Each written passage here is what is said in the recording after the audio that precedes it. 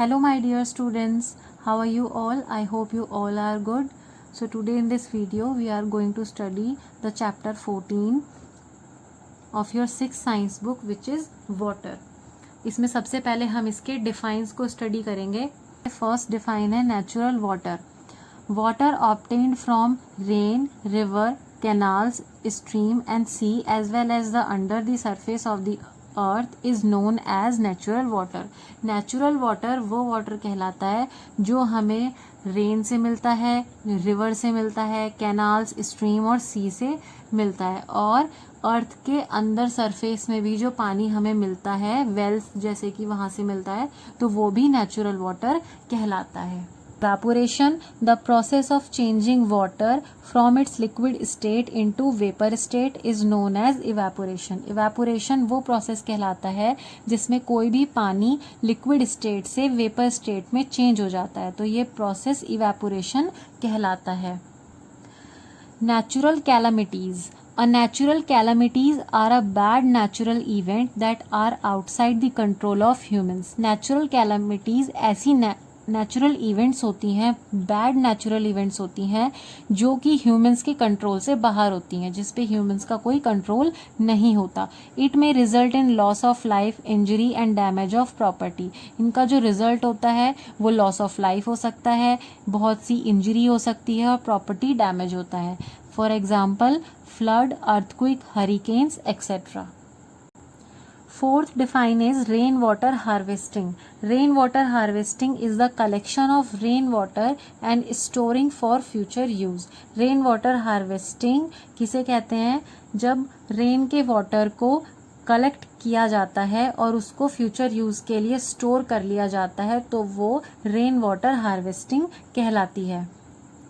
Next हम इसमें one word answer type questions को देखेंगे. First question is what is the percentage of water in human body. Human body में water की कितनी परसेंटेज होती है? So the answer is 70%.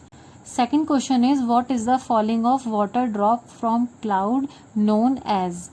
बादलों में से जो पानी की बूंदें गिरती हैं उनको क्या कहते हैं? The answer is precipitation.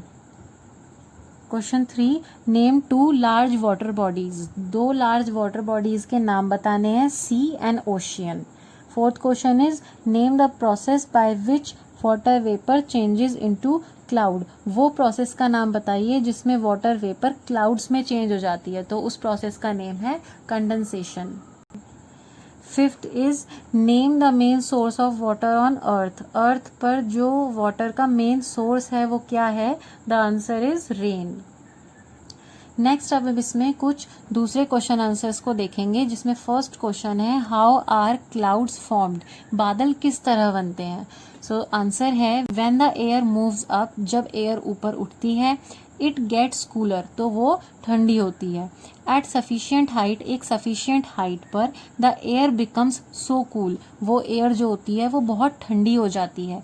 That the water vapour present in it, जो उसमें वाटर वेपर होती है, condense to form tiny drops of water, वो कंडेंस होकर बहुत छोटी छोटी पानी की बूंदें बना लेती हैं, कॉल्ड ड्रॉपलेट्स, जिनको ड्रॉपलेट्स कहा जाता है.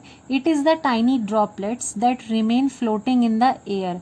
ये वही छोटी छोटी ड्रॉपलेट्स होती हैं जो हवा में फ्लोट करती है and appear to us as cloud, और हमें बादलों की तरह दिखती है. Second question is what is famine. Famine क्या है?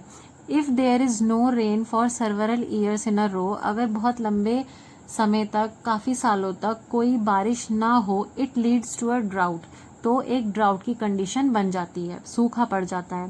People die due to shortage of food and water, तो जो लोग हैं वो खाने और पानी की कमी से मरने लगते हैं. Such a condition is known as famine. इस तरह की कंडीशन को फेमाइन कहा जाता है.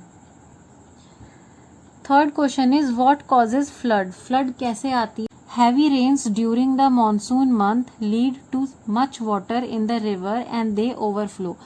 मानसून के समय में जब बहुत ज़्यादा हैवी रेन होती है तो इसकी वजह से जो रिवर होती है उसमें पानी बहुत ज़्यादा हो जाता है, जिसकी वजह से वो पानी फिर ओवरफ्लो करने लगता है. Which causes water to flow into nearby land, जिसकी वजह से जो पानी है वो आसपास के लैंड एरिया में भरने लगता है। This leads to a condition known as flood, इस तरह की जो कंडीशन होती है उसको फ्लड कहा जाता है। Fourth question is what is portable water. Portable water क्या होता है?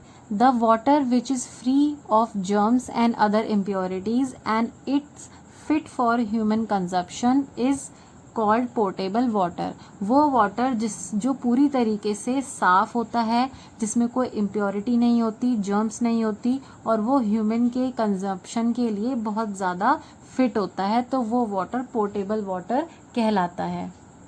Fifth question is explain water cycle. Water cycle को एक्सप्लेन करें कि वाटर साइकिल होता क्या है।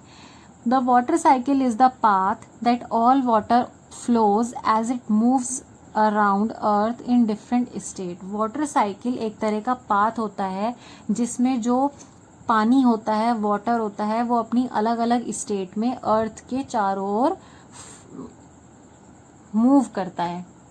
सो इसमें फर्स्ट सबसे पहले क्या होता है? The cycle start when water on the surface of the earth evaporates. सबसे पहले अर्थ में जो भी पानी होता है, रिवर्स में है, समुद्र में है, जो भी पानी है वो गर्मी की वजह से इवेपोरेट होता है। Then water collects as water vapour in sky. फिर आसमान में ये जो वाटर वेपर होती हैं ये कलेक्ट हो जाती हैं। दिस मेक्स क्लाउड्स, जिसकी वजह से क्लाउड्स बनते हैं। Then water gets cold and makes it become liquid. और फिर जो पानी होता है वो बहुत ज़्यादा कोल्ड हो जाता है, वही ड्रॉपलेट्स बहुत कोल्ड हो जाती हैं जो लिक्विड में चेंज हो जाती हैं। This process is called condensation. इस प्रोसेस को कंडेंसेशन कहा जाता है। And the water falls from the sky as rain और स्नो। फिर जो वो पानी होता है कंडेंसेशन से जो लिक्विड फॉर्म में चेंज हो गया, वो वाटर जो है फिर रेन और स्नो की फॉर्म में आसमान से नीचे गिरने लगता है। दिस इज कॉल्ड प्रेसिपिटेशन, जिसको प्रेसिपिटेशन कहते हैं। सो स्टूडेंट्स, आई होप आपको इस वीडियो की हेल्प से ये चैप्टर अच्छे से समझ में आया होगा। Thank you so much.